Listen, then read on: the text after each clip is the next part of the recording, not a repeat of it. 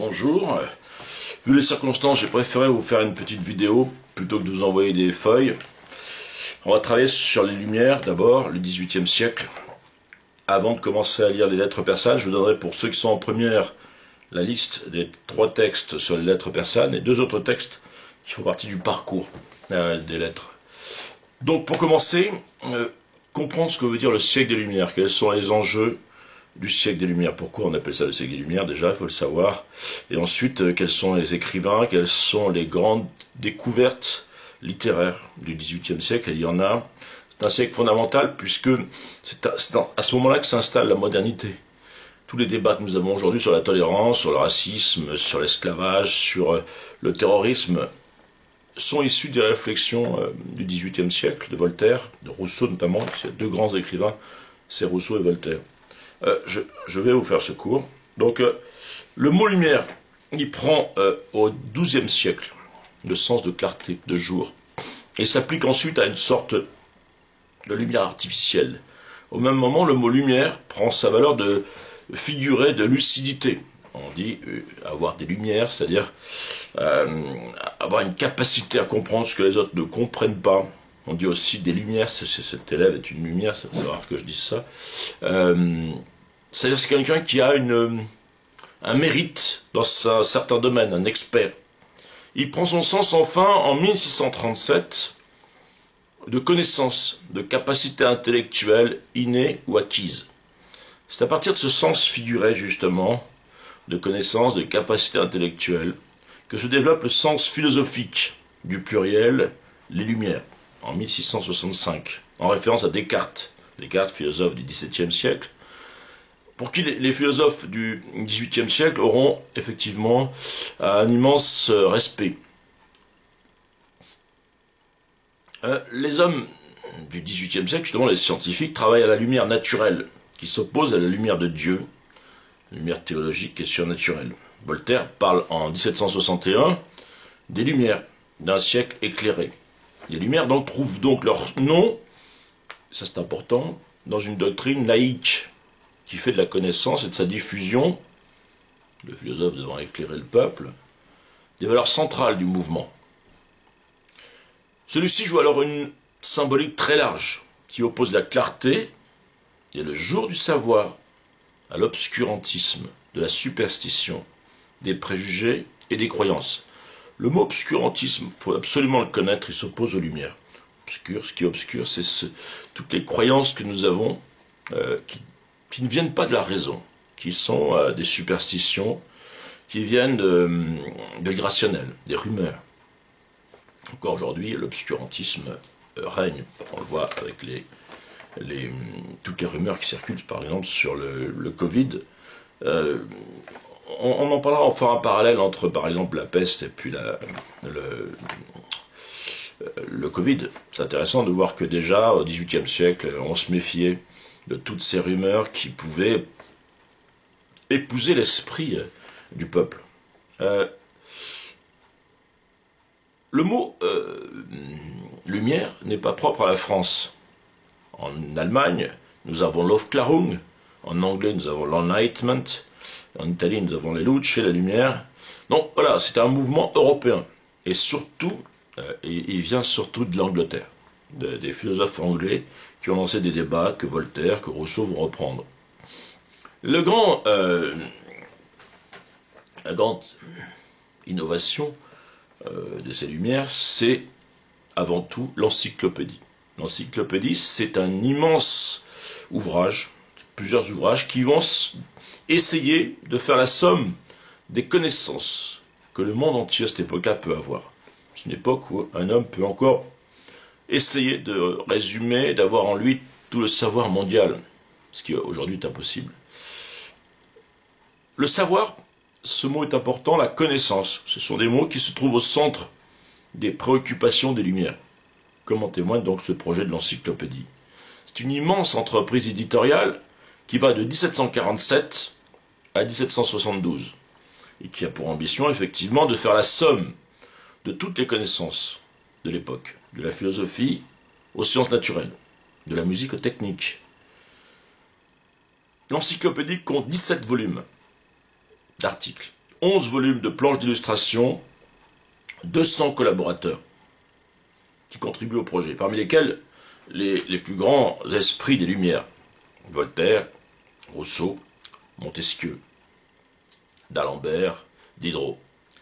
Voilà, pour retenir les plus grands, certains sont complètement anonymes, on ne les connaît pas, mais ils ont beaucoup travaillé à cette construction. L'encyclopédie va contribuer efficacement à la diffusion du savoir. Pour la première fois, on a ce qui est l'ancêtre un petit peu de encyclopédies, de l'encyclopédie universaliste que vous pouvez trouver sur Internet aujourd'hui. Ils vont propager aussi l'esprit des Lumières, c'est-à-dire lutter contre les préjugés, le racisme, l'esclavage, lutter contre tous les a priori, les images d'Épinal. Voilà. Et aussi, cette encyclopédie, elle va avoir 4000 souscripteurs, 4000 personnes seulement, qui vont contribuer à faire vivre cette entreprise. Parce qu'il faut être très riche. Le problème, c'est que logiquement, l'encyclopédie est dirigée vers des hommes qui n'ont pas d'argent, qui n'ont pas de savoir, mais c'est impossible à ces hommes d'acheter des livres, d'autant plus que les 3/4 du peuple ne sait pas lire. De même, à cette époque-là, en même temps que l'encyclopédie, va se développer une immense réflexion sur l'éducation. La place centrale de l'éducation, pour la première fois vraiment, on commence à se poser des questions, comment favoriser l'acquis de l'élève, de l'enfant, et réfléchir sur l'enfance. Il s'agit de faire progresser l'humanité en donnant aux enfants, dès leur plus jeune âge, les fondements d'un savoir rationnel sur le monde. Avant, l'enfant était considéré comme une sorte de sous-être, s'il parlait, on n'écoutait pas, on se moquait complètement de la place qu'il pouvait avoir dans la société, avec Rousseau notamment, qui lui-même a souffert dans son enfance. On va commencer à réfléchir sur la place de l'enfant dans la famille, la place de l'enfant à l'école, avec un livre fondamental que vous devez absolument retenir, je ne vous demande pas de le lire parce que ce serait difficile aujourd'hui, je pense, livre publié en 1762, qui s'appelle L'Émile ou de l'éducation. C'est un essai où on essaie de réfléchir sur la façon d'enseigner. Et nous avons aussi un écrivain, qui est aussi un homme politique, qui s'appelle Condorcet, qui en 1792, sous la Révolution, propose un mémoire sur l'instruction publique, un livre pour expliquer comment on peut développer des connaissances appropriées à l'enfant. Donc, retenez encore ceci pour conclure aujourd'hui. Le philosophe est une figure centrale. Aujourd'hui, vous avez vu le philosophe, on ne sait même pas qui il est. Vous êtes incapable de me citer un philosophe vivant. À cette époque-là, le philosophe, c'est le pivot central de la société. C'est celui sur lequel on peut compter pour redéfinir une société qui est en malaise, qui est en reconstruction après la Révolution, et même avant, parce qu'on sent qu'il y a un besoin de réflexion. Et le XVIIIe siècle sera un siècle consacré vraiment à la raison, consacré à la philosophie, consacré aux réflexions, consacré à la reconstruction d'une nouvelle société, d'une nouvelle civilisation presque. Le philosophe, on l'avait vu, philosophe, ça veut dire l'ami de la sagesse, celui qui recherche une sagesse en dehors des religions. Donc le philosophe, la plupart du temps, est plutôt laïque. On a des philosophes chrétiens aujourd'hui, mais les philosophes, par définition, la philosophie est presque une religion vouée à la raison. Et bien sûr, il y a des questions métaphysiques, mais c'est tout autre chose. La métaphysique n'est pas la religion. Le philosophe, c'est quelqu'un qui va être l'ennemi des préjugés et des superstitions. Il éclaire l'opinion. Et il n'hésite pas à s'engager aussi dans des combats pour la justice sociale, justice historique. On va le voir avec Voltaire, qui va prendre la défense de Calas. Calas, c'est un protestant qui est accusé d'avoir tué son fils. Alors tout simplement, c'est pas vrai, le fils était suicidé, mais on incrimine Calas parce qu'il est protestant. On finira par le torturer et le tuer. Voltaire intervient pour sauver la veuve, la femme de Calas, qui doit être aussi exécutée. Il crée le débat de l'opinion publique. Il amène l'opinion à se révolter contre le roi, et pour la première fois, il réussit. Donc c'est un exemple qui sera suivi de l'intellectuel qui descend dans la rue pour défendre la veuve et l'opprimé, si j'ose dire. Zola fera la même chose avec Dreyfus, on en parle beaucoup de ce film en ce moment, l'affaire Dreyfus, Dreyfus est accusé parce qu'il est juif, et d'autres, Sartre aussi.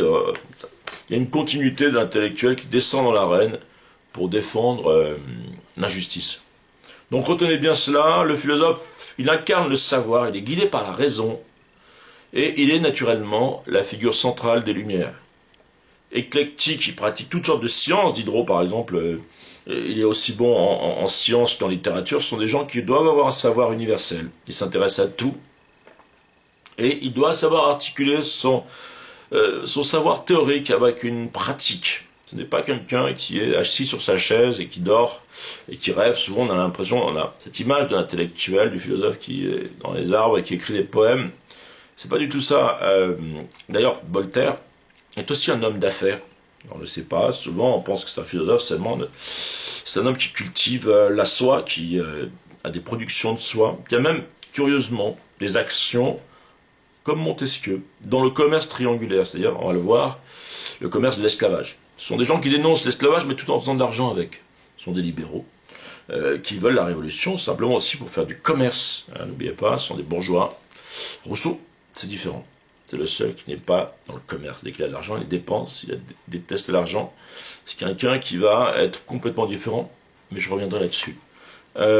Donc, retenez bien ça. Le philosophe, c'est donc l'ami de la raison. Il suit la raison dans toutes les étapes de son existence. C'est un guerrier, dans le sens où il combat pour les Lumières. Et certains, pas des philosophes, mais certains seront tués. Je me souviens d'un chevalier qui est tué avec le livre de Voltaire, qui est poignardé dans son corps. Ensuite, on le brûle. Donc celui qui lit Voltaire, c'est interdit de lire Voltaire. Si on lit Voltaire, on prend des risques. À cette époque-là, vous verrez. Parce que Voltaire dénonce le pouvoir du roi avant tout, puisque le pouvoir du roi, pour lui, n'est pas fondé sur la raison. C'est l'absolu.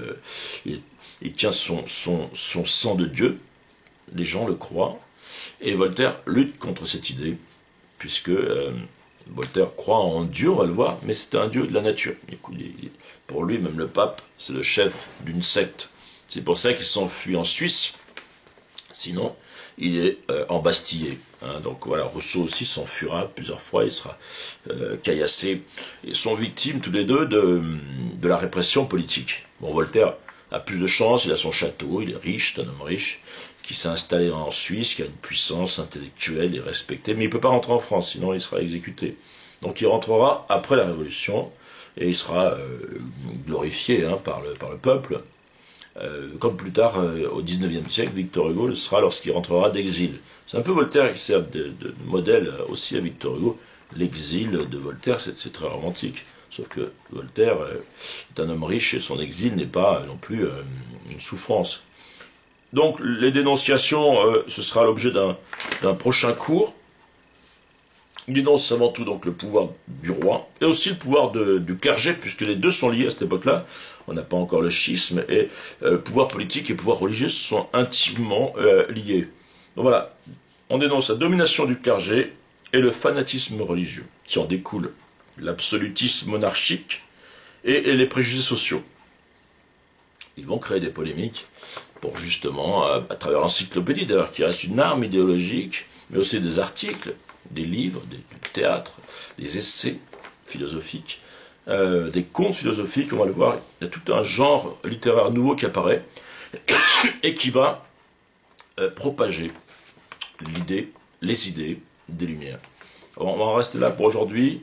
Je vous envoie aussi des fiches par Internet pour que vous compreniez un petit peu, pour synthétiser tout ce qu'on a vu.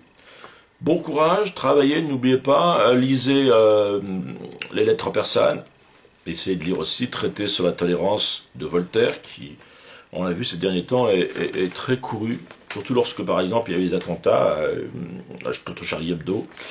On s'est aperçu que 100 000 exemplaires du traité de la tolérance de Voltaire ont été achetés. Donc, vous voyez, on a toujours besoin, même aujourd'hui dans notre société moderne, de l'éclairage. Le mot est juste, des lumières. Merci, protégez-vous, prenez soin de vous. Au revoir, à bientôt.